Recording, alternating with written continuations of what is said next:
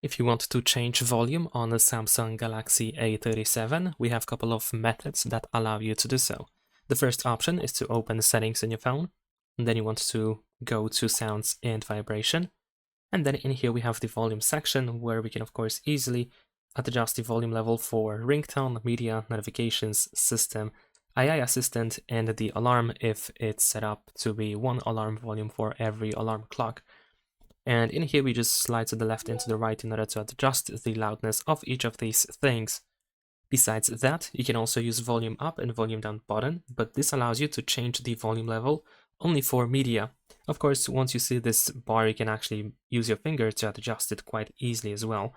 And at the top of this bar, we have three dots. If you tap on them, you open a similar panel where you can adjust the loudness for system, for notifications, the AI assistant, ringtone, and media. Also, if we go to the control center or quick settings, then in here we should be able to find this media volume level. This is only for media, just like in the case of these volume buttons on the right side. So you can move left and right in here as well. And that is pretty much it. Leave a like and subscribe.